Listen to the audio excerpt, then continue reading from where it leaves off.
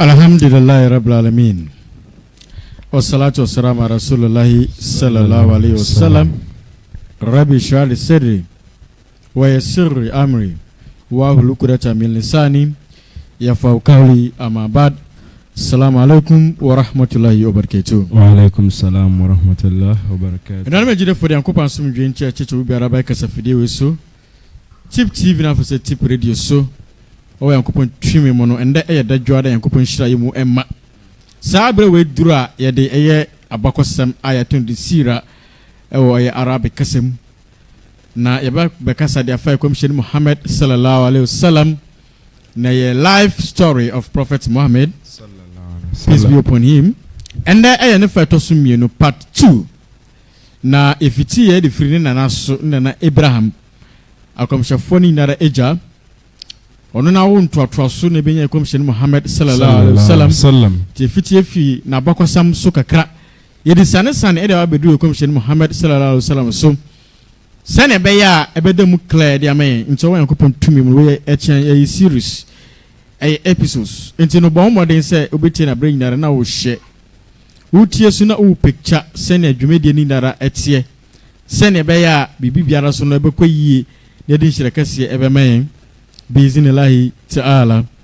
Na awa yankopon tumi mu no last week in some sane sanoma ye ba ba mu na hwe Abraham wa bra o sore ya ne fiye na ohun sen na wofo ene ekuro a omutim ni nyara no omunyina no refi yankopon sem enye se omunnim nyame enye se omun kan nyame omun kan nyame nenso obonsam adaada omo ama akwanchia ye no adane akwantene ne de amomo ana akwantene ne nso adana akwanchia ye de amomo entomu refiri omo ho enetino no omo sume huoni enwama mo ankasa no omo nsade aye Abraham sorry no hu ye ne yakopon bie na adwenum emane yanse mu odo efise ne ame etenetene se ne be obetenetene chirimba na waka aka chirimba na eyi na yaka yakopon asem ene ne kwan papa no no hu se ne papa no ne nanom no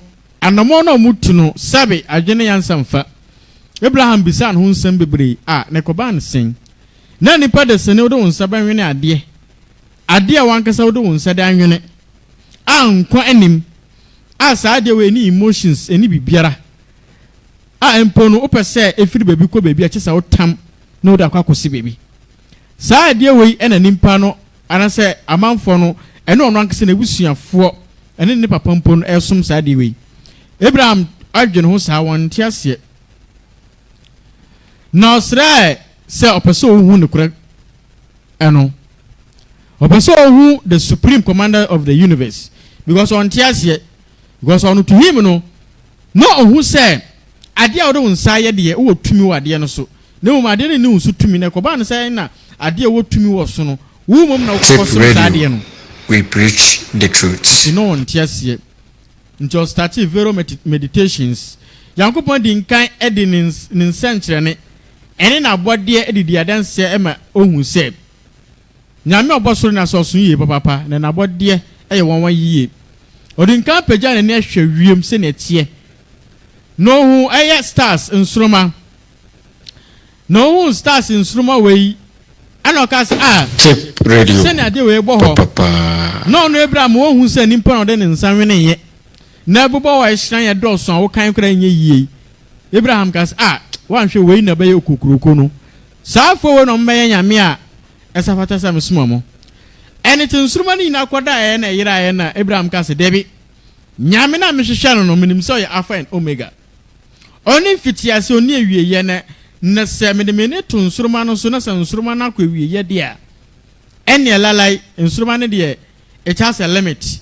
What about say daytime na mehwehwe me nyame na mi hu no anything no daba akoso oguso hwehwe ne nyame through meditations and osanso hu osrame neni ba so aye bosome no hwe se ne osrame epie na ne fie ye ne ehan atoso na fesusuma ba enso no no de han ede aba wiase no hu ne fe ene na kono eye no hu se osrame no esu eche nsuruma ni nyinara okasa no we be nyame a osu yie ntim som na ebe yie anche na osrame so ne mbra no twemu ena hu se oh wo susu we wieye ensam fatese mesom saa de we ade kinye one na mo ho na ni bo awie so na adwene ba so ana awie de biara ebo a ama yenwoma ewo ene yendoba yeyini na sefo yi ama kane han a pande tofom ka ye hei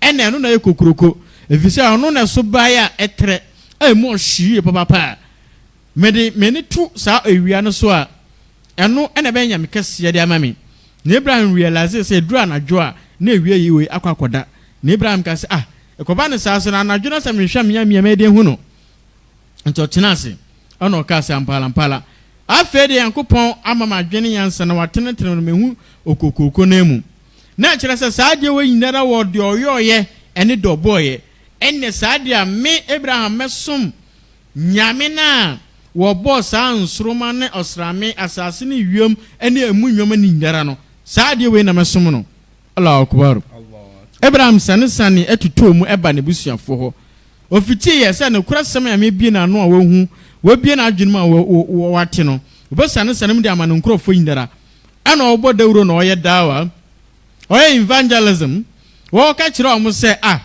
na me nkrofo na de na musumni den ena mokoto a musolini ana mo sa wei bo eye ehuoni ayanka se na de yense de anweno ena yesa so ekoto esom no ena Abraham ka se na saa huoni wei amokoto asumni ni den na otumi ya mo otumi ya papa anase otumi ya obone omusi de bi ohwe na asum kura na ogina ho ubutu na akoto bebi ujunso gunu sukuro nka hwe se pese de ko bebi kura se ya na yeso no Abraham bi som se na die nti na mo som no o se ye de beto se na nanom na yesom ena so ye follow the trend no last week kan some bebre efa sa statement no ye beto se na nanom ena ye na nanom som ena ye na nanom wo su be wu akọ wo su be ye na nanom bi bisa won se what legacy are you living?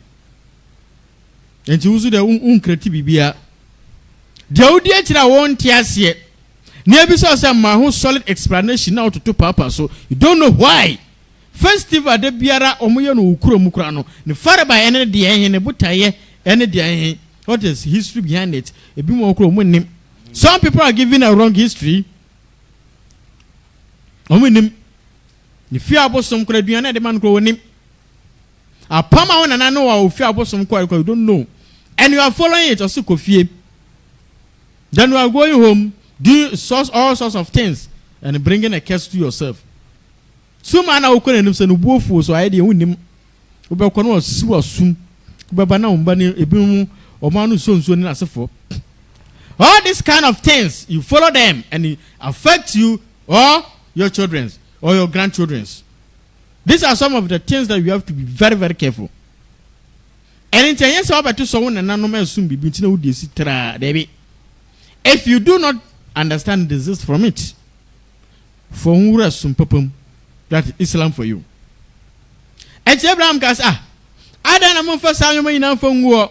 Namun some yam no bomb. Our sons who boss and son, Juma way, ain't an some sao kukurukono.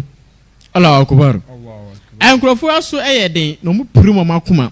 Abraham saw Casasa Munti, and I just obey example. And Fatu that Tromono who say, the almost somono, and ya de bebe boamo. Daba qua almost so mupi market day, Abraham so yelly. One copy be if you saw young Fatu more ding at the Tromo. And Abraham F.I. Kuma. No, the Jinja and Yamenke Tron almost nada.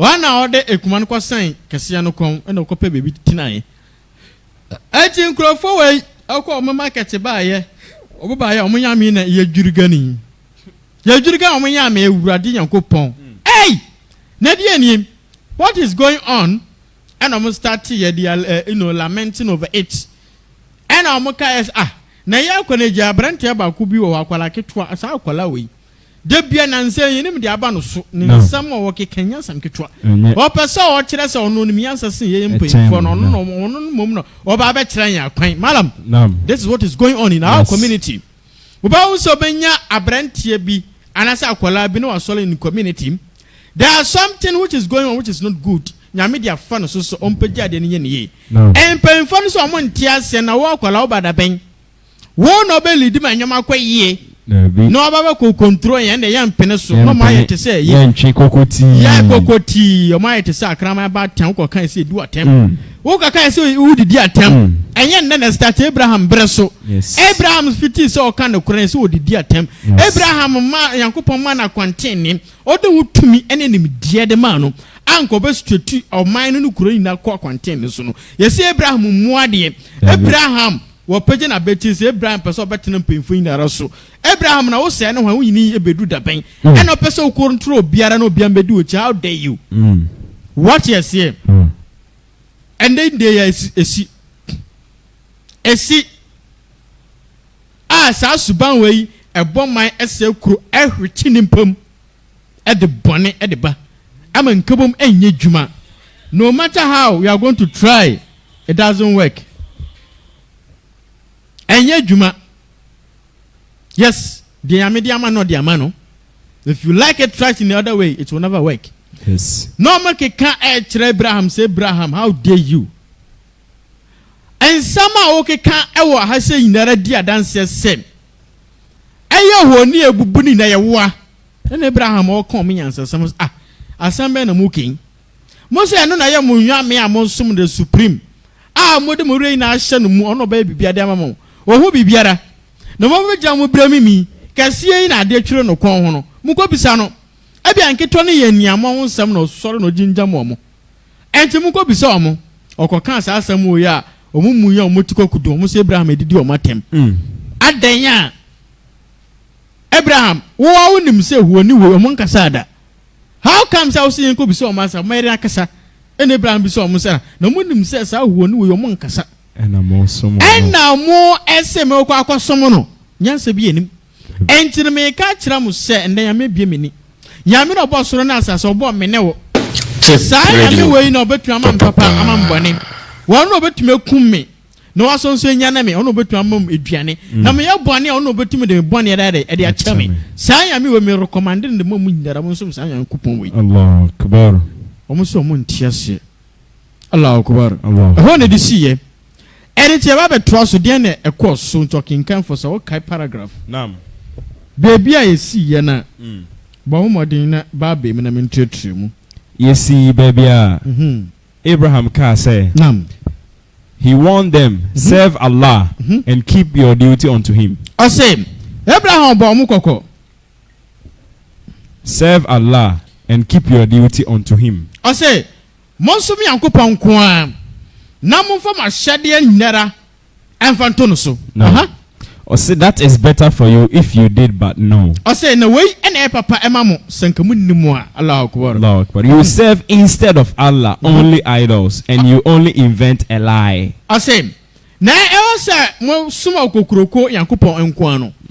Mo somo no na mo sum abosom na nkontompon sam ana mo ka. Yes. Achira mo ho. Yankwe. Lo, those whom you serve instead of Allah owe no provision for you. So seek your provision from Allah and serve him and give thanks unto him. Yes. For unto him you will be brought back. When you see it. Until I say, the amount of many young fan so they be and fan bramo. Monsom Saturday and Poyan Coupon. One no cum no sansignane. The Dacha Quamatemoda, Nenim ne Nerabeshia. Nebu and Conta. Yes. Allah. Allah. Or say the people of Ur decided to give Abraham the worst punishment they could find. Yes. He was to be burnt to death. Yes. And Jacoban Sanum. And now a whole foy. And Abraham Nankas in the bushia for the person that you believe you trust. That within your family, your community. That you know Ebia BBC obejino chino. Sa for no by yodon crucify him, Jesus Christ. Akomshe foni na sana de omo sa fo wei omo me munafiko me hihya so mo darija tete no mba wa to sabe no mda kira mansan na yehu se won kasa wo ye nipa jinjin a so nim faso ye hia meeting no be so pa wo ye papa sa fo wei hia ye fence anabi Ibrahim ne papa aden aka ho bi no mo ka se be twena so twena ene wieye ye be punish no ye ne ba fa niaye mu na tete mu because of so kan ne kure nti omo ka se omo sogya ejetanai mo den na mo pra Abraham da tum no machine ma manada ne nso no so mu ade a wo ufiri himfa ba ka kire nse ye no njai sa huani na yesum Allahu akbar. This is what has been going on in our community. Yes. And they shamna said enkramofo hyiam a yase yemfa kala law kala sunu fanto nchen ne yemfa ka ada emfa nya adwuma wo quote Quran wo quote ayas wo didi atem wo quote vivid from the Quran and hadith yase wo didi atem umwade yes Allahu akbar Allah yankwe or say on the chosen day all the people gathered in the center of the city, and even the king of Ur was there. Abraham was then placed inside a special building filled with wood. The wood was lit. Soon, the fire became so strong that the people were pushed back by the flames. Yes. But Allah said, "O fire, be coolness and peace for Abraham." Nam. Eto wa yankopon twimi mu no, ana nkrofo di osie eya yo. And Abraham on Uncle Son Papa Kaunian. The relative, everybody, Empon Qualane, or Hinna Pon or Te Akuyan so. When we know share, no more share Yanko Poinum, a pair dime bacon. And omudi, aye, and Yana at the Gumu. I'm an year ma, and a Mupi Abraham tomb, and a Musoja. Wom, say she shanna won't enter. No one the general yet then to the stand say no one more who crown they can't go near by the fire. Yes. The heat out of fire started to spread the people away and push them out. Mallam, when you intended to punish those Allah has chosen them, remember the punishment, the it heat will reflect upon those who are doing the punishment, and it will split you. Tip radio. So I can say, the Yankupe Yino, so on can impom boom, non can yamisam, non fan punto and fambra and coupon quanson. Oba china soon. No one shannon ye and more dear. And who and popoe and who shannon be become. No more now muntembatiti. What you say? Muntem ebetiti. And to know, according to this hadith, or see Janano Yadin, to the stand saying, one more bell on Konomun to me and Janano into almost that is a muquich, Mallam Muquich, a year or moon at it. Yes, that's the sign of it. And Tinacoban said, I'm saying, Coupon Bosron assassin. Ah, dear Nayan Ediano, and Coupon catches a Jan say, Eja, you from Abraham. And Abraham, Mona El Musam so a Jadugunusum. No Abraham or Tim no who say a condition of womb. He was having a release. No one release. Any just ronko. Ewom. When you are cramping in Janukran do. Saraban who but tunnel. Obey comfortability, Mallam. No. And yasam kitwa. Nadine see. Ko. Or say. Yet was the people waited until the fire had completely died down. And it was then that they saw Abraham still sitting there as though nothing had happened. Allah Akbar. Now. And it's almost shared, sir, so almost jagusum. No, almost said dollar. A boat to Japo, and more pressure more than no Marco Jabby, no my say. Almost show a new war, she and then they will name Guassier. This is what they are what expecting. And after so many Abraham true mono, they were expecting the ashes of Abraham. They are expecting the vanquish of Abraham. His end. Newiye. And Omushe. Until they will gang against you, pumping fire on you, expecting to disgrace you, to be disgraced. Yes. And after that, they will chalk one corner and see what is going to happen to you. Yes. And after say a journey in a shiwe yeno, and Abraham PM. Natadia Kuran be behind them. Tip radio. Allah akbar. Say yakupon kan wa de biaram kurum de den eya wodia. Bismillah ta'ala. And tell me say muntie sira we no. Na fatu to abraba ho. And it will be like say this sira is talking about you. Yes. Because you all passed through a lot. Yes. Na trust no dey see. Or say at that moment they were utterly confused. They were not, however, moved by the miracle that had just happened before their eyes. Yes. Still, Abraham tried to persuade his own dear father, who was named Azar, not to worship powerless and unseen, unhearing statues. Yes. And so I am coupon to me, madam. And yet you walk, and yet you obey it. Yes. And the best is so be the way Primina Kumano. Yes. We Primina Kuman. Yes. So I could cover said, Tip radio. People always want to take advantage of you. Yes. But the good message in about Buano and the good strategy, no, they will never take it. No matter who you are, how you are going to do, they will never take it. Yes. The only thing you have to do is desist from it. Because that is their mind and they will never come down to their senses. Yes. It's according to a history, you know. Abraham century now one day is yeni narano. I move omo and sacre omo to DNA see. Abraham said, ne papa de yon one kasa ne dia. Ni moja no obey ni papa Azar. I don't catch and say, Major. What do you mean media? Na no cross some person catch you, Miss Row. Miss Row, see me ye. Now, face no. Yes, sir. Tip radio. And in your mouth, not you from. I dare summon Papa Kain. Okay.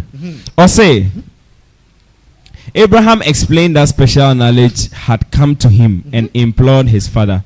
So follow me, and I will lead you on the right path. Oh, my father. Don't serve the devil. But Azar would not listen.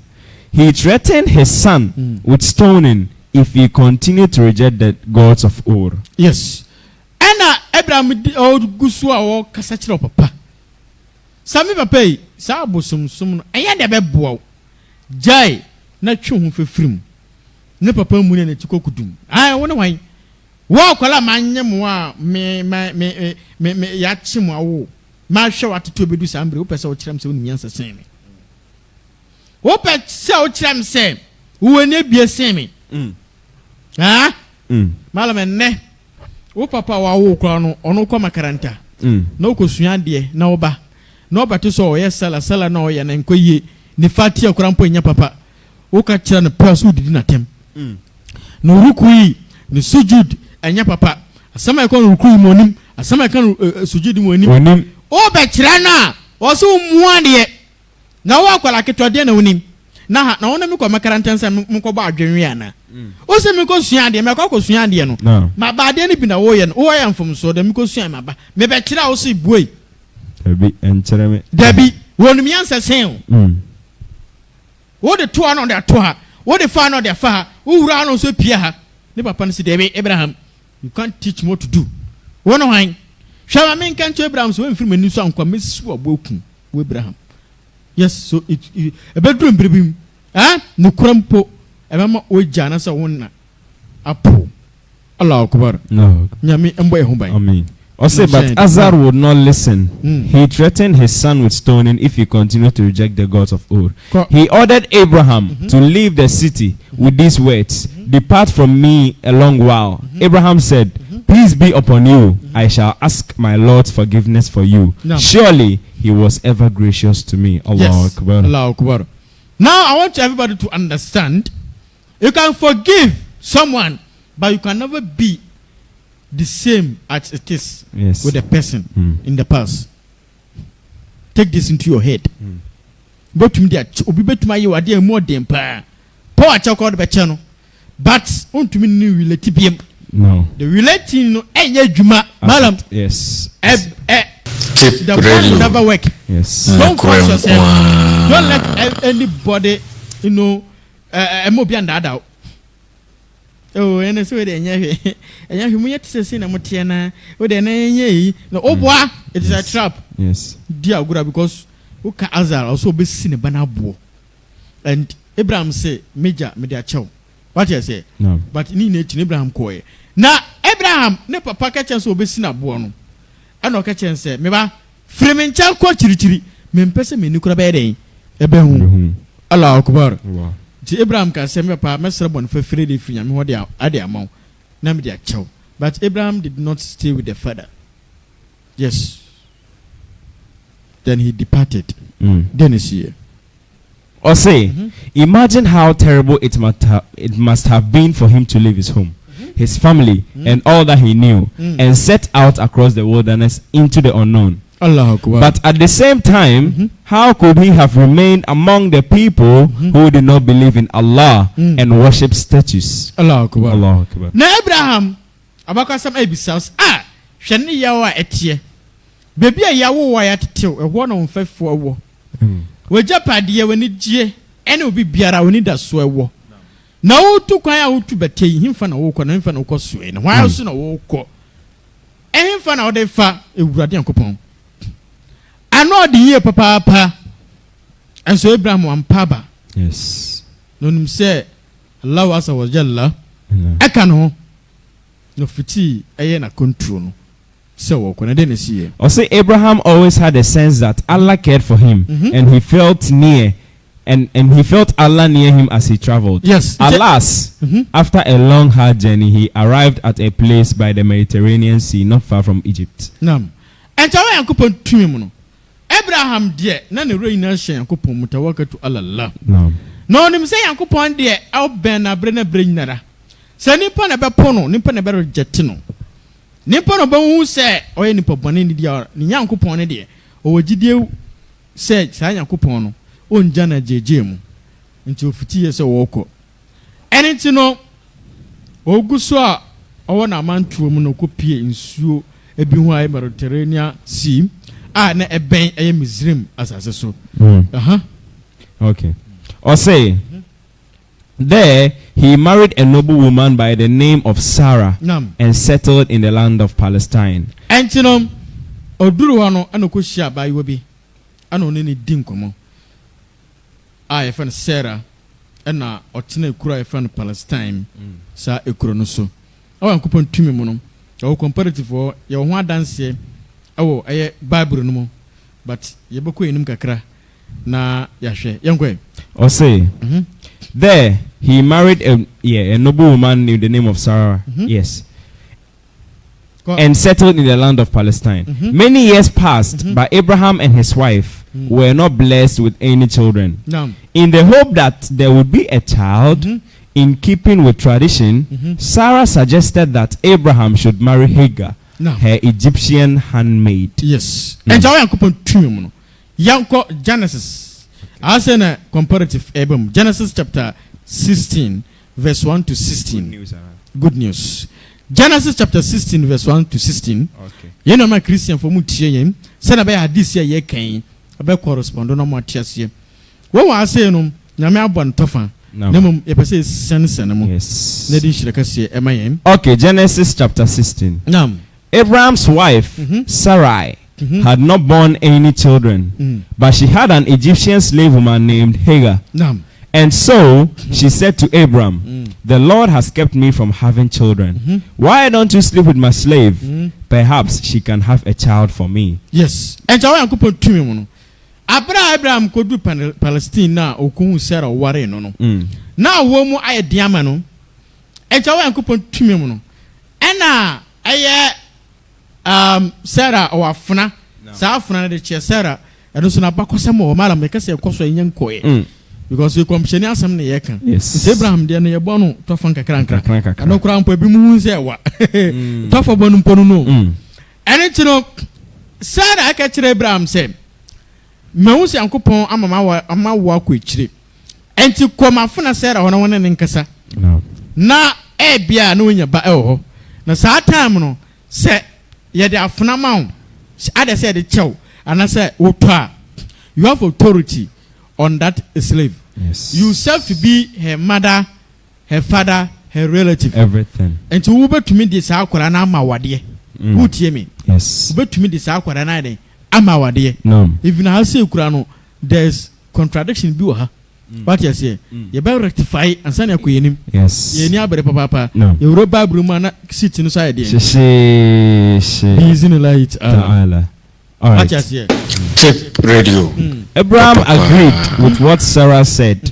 So she gave Hagar to him to be his concubine. Yes. This happened after Abraham had lived in Canaan for 10 years. And so Abraham abra na yere eka sa asem we de kire no na Abraham ogide wo Yankopɔn mu ento hwe Yankopɔn nim enfie polpol den edu ansa na odi ne yere na asem eye adwuma Yes. Sarah one Hagar Emma Abraham awade. But according to good news no was say concubine ye ka concubine mpranatwe. Yes. So no ba etwe mpana de bia awo bere no. What you say? Yes. Won tua ne tirinsa. Yes. But oyo ba de biara won ne te. E kamia say concubine ko bibi say o shi oba yiwa.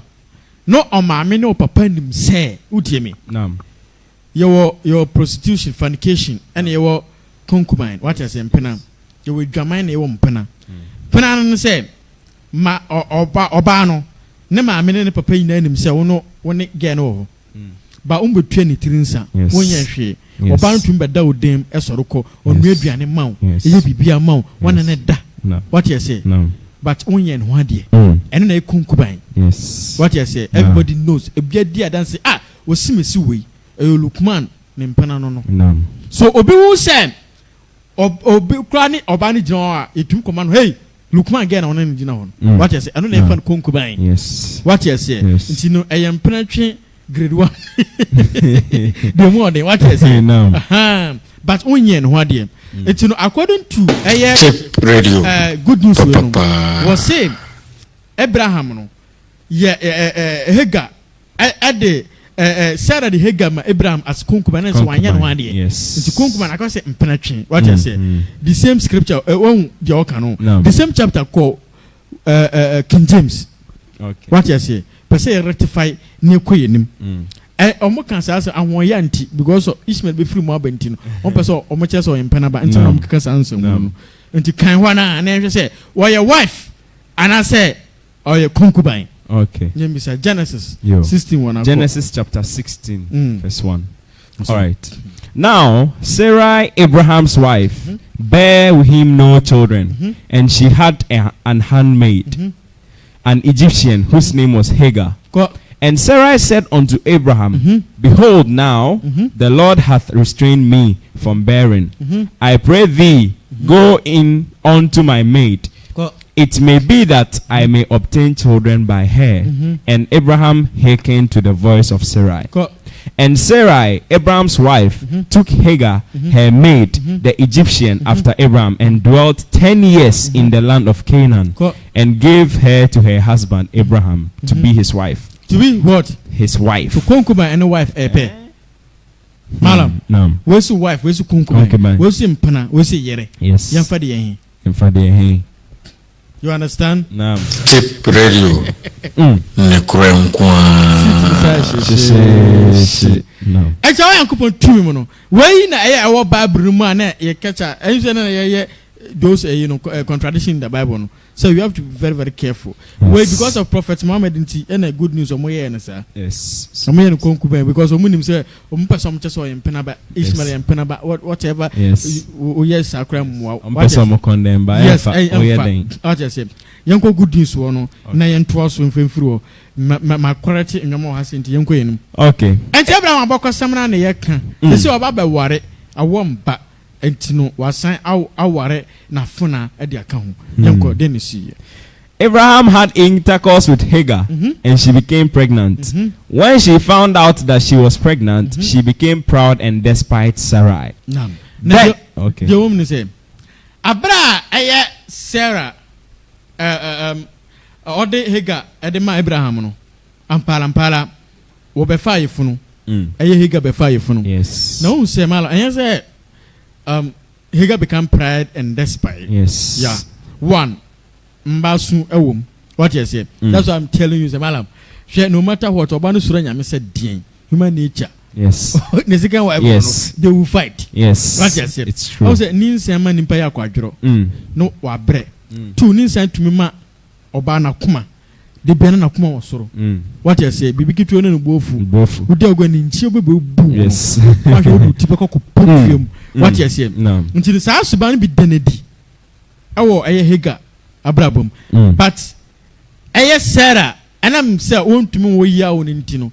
No, who say as a Hagar am a man who so because or experience pregnancy that. Yes. And a two could actually count. What you say, and he didn't see it. Okay. Then Sarah said to Abraham, "It's your fault that Hagar despises me. Yes. I myself gave her to you, and ever since she found out that she was pregnant, she has despised me. May the Lord judge which of us is right, you or me." Yes. The idea commission no be Abraham. Abraham I posted also who the onyano. Or say Abraham, a one woman who gave you a dinner monson at the chimney. What you say? Me na me my phone and damn our dear, and double what you both fire phone into, or yet the app or peditram na membremon. Membremon, I a Abraham and a moonty. One was so so I am we Abraham's in the movie. What you say? So I ain't then see it. What you say? I know can say, yeah, me no until I'm in a baby and Timon conta. Yamin a baby and Timon conta. Yes. What you say? Sava penalty. Okay. And now my young complex of Abraham. Made me my phone amount or is when I made talk. Also, Abraham answered, "Very well, she is your slave and under your control. Yes. Do whatever you want with her." Then Sarah treated Hagar so cruelly that she ran away. So are you telling me that Sarah is a bad person? She's not a bad person. No. But that's the human nature. Yes. Masa akura twini akura twini mi amisro ejine so why ready so ba waru mienu mi ense na so amasa jina yie na oba pata wrestling yes enya sam ketwa oba dane wrestling yes emfa woni amisro what I say oba bobe peyi suban bi de akire won adenti na ye fence ezed ne zana o mantumi aware omo nyina so ye didefo yes, so relationship matters is different things altogether. What you say? Yes. It's Abraham. I imagine some and the co and the card. Just a crowd chimun talk on a radiant coupon and cream pony. Assembling cream pony. Abraham can't think far. Yes. I know catch the Sarah. We a wafuna, one on in Mamma, what ye won't suit to me. The open beer and fire. So according to Genesis, Sarah as fitis or titty. Your fancy why Hagar. Or Titi na brabosa. And easy interpretation saying. Okay. Or say the angel of the Lord met Hagar at a spring in the desert on the road to Shur. Yes. And so Pamano saw one conum. And Hagar no walk. And in Yankupon before a bishian. Allah. Yes. And said, Hagar, slave of Sarai, where have you come from and where are you going? And in above on sunny and Gabriel. And now Hagar say Hagar. I find no free, name for no oko. Allah. Na impenetrate Yankupon some penetration so. There be. And to Nusanka Hagar, Abraham, Yankupon Basmo for sombra. There be. Now our menu bonny and Yankupon Basmo for sombrim. There be. With a concept, I saw the Mundi concert, sir. Namoran man whom say, I'm not Yankupon. And so besides Hagar, oh, quaint. Free. She answered, I am running away from my mistress. He said, go back to her and be her slave. Then he said, I will give you so many descendants that no one will be able to count them. That is the blessing. Allah Akbar. Bless Hagar and her descendants. Hagar and her descendants. Yes. Bismillah ta'ala. And no comparative now, papa, and person could be a guarantees, but with a nyabutre. What you say? No. I know catch us a gay, Namias mammy or the bush about say. Mama was see at the Madam Ninchen. Conocosumo, a normal circumstance. What I say? I cry 20 no way, sir. Oh, tint on water. Send a woofum at a tea, a woofum, Ninsim, we are on a quadrone, just say, one tiasi, and no way else, and to the nyabutre. San cookun fee. Yes. In Janum could be a cookun fee. No mono, Yami Boshini. Or Saqualana, or show yemo. Ubewono. Now, for some woman, a satre. What you say? Oh, beautiful but marrying a kayamo. Yes. And who can count the Muslims? It's only the assumption and suggestions. Yes. That's what they give the figure of. Yes. Asibetre. Incident to us also. Or say, you are going to have a son. and you will name him Ishmael, because the Lord has heard your cry of distress. Yes. Mpanaba. Ene ni din edi firi soro aba no. Mose Ishmael mpanaba. Enso ne din firi nyame ho na ba ye. Allahu Akbar. Yes. Ene tuno ana Yankopon ka kire Hega se Hega kwala no hye wuyem no be wo no. Oye be ma. Obatu ni din Ishmael efiri se Yankopon ati aye usuo. Busy in life. Ta'ala. Yankwe. 12. But your son will live like a wild donkey. He will be against everyone, and everyone will be against him. Yes. He will live apart from all his relatives. Odysseus, in comes your boom. Dito. Genesis chapter 21. This came through. You better her. Yes. Master, I'm born to this Truth is Preach International. Yes, we do something, we do it into details. We preach the truth. You preach the truth, yes. Tip radio. And you know, say, Akwala no be wono. Na fe so be so leti obi no bia so be so leti ano. And it's you know, Ishmael asefo na nya Islam. The Islam is talking against all the religions say inara no yenja ne nkambom. Dem be sum Yankopon ba ko. Because of that, you know, Mallam, we are seeing inara sum ben pa na ye tiny pa. That is Islam. Yes. That is Islam. Yes. Say am say Yankopon bo Islam ho ban no. Just I would do second Islam as some two intino, and there will be more Kakano Musuru. But yes, no, they are still tarnishing. And then I call Gumaya Fiano Dankakai. And so Roman sister, on Subogun veil. Yes. I know they never come for no. So what you say, so you noble woman. Yes. But Islam, Oba Aya Nikapa, also a ninja, or Danka almost say oppression. Oppression. Yashano so. School crampona ye nyomen sanfota. Yes. So everybody is against him. That is his descendant. In kwamsha no. And ye adwuma no. So this prophecy of Bible no ye adwuma nne. Na so wo tam Bible so wo kwakɔhye no unjimi ye. What you say? Fumso na wo mu no enkyere se homa na nye ntikoto twene. Yes. Ana so kono kwakɔhye no. Yes. Nimpa na oye ero wo mu. De papa wo mu no. Eno no na wo de ye adwuma.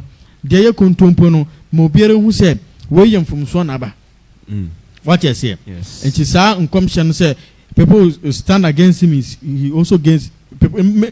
Definitely, if someone stand against you, automatically you too you are against the person. Or say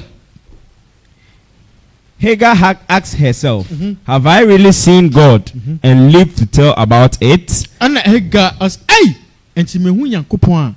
Meka ho abokosama kire obi afofora na so no hu bibi se da so obofo akasa kire da yankwe or say so she called the Lord who had spoken to her a God who sees. Yes, no friend Yankopon akasa kire so Yankopon a why yame hu bibiara sa brana tia sero no mikomi na Yankopon ene wo hu wa mo obofo aba me nchen yankwe or say That is why people call the well between Kadesh and Bered the well of living one who sees me. Yes. Wow. You know, say decide dino etusa river na eda ehono say dem insua as I say nyamia ohu dem. Yes.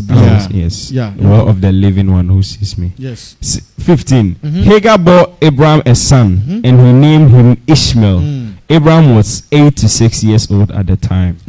Abraham one Hagar ewe no otunidi Ishmael toa ayesira no so na yemfa Ishmael awo no emfensi ho. So beka ya yenkoi. Okay. All right. Go. Okay. Or say sometime later. Oh, okay. There he married a noble woman by the name Sarah, settled in the land of Palestine. Many years passed by Abraham, and his wife were not blessed with any children.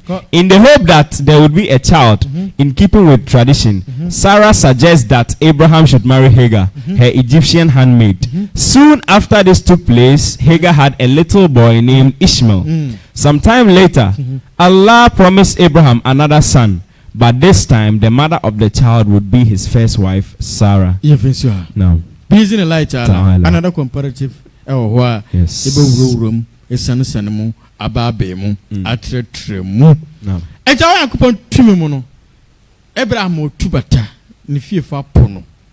Or I could show by Wareno, Uguso and Yamijuma, a warm bat.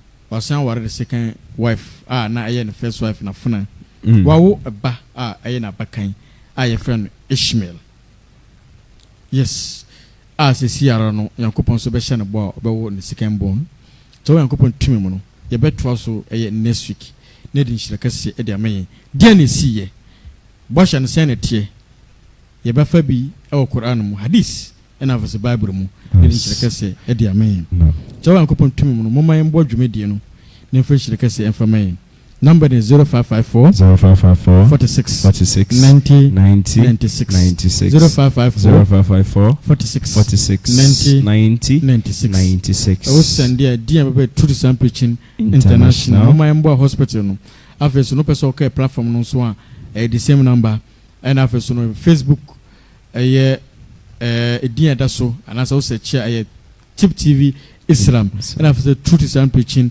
International. YouTube no so Truth Islam Preaching International. YouTube na Tip TV Islam. Nti no ye de be see ase ye chia ye Mallam from Painful and executive members and no momboa dwumedie ni Ahmed Benson, Abubakar from Germany, Efans Ibrahim from UK, Fusena Mahama and everybody. Me bon han eja wan. Nyame asumdwe enka obibiara. Haza bilay tawfik.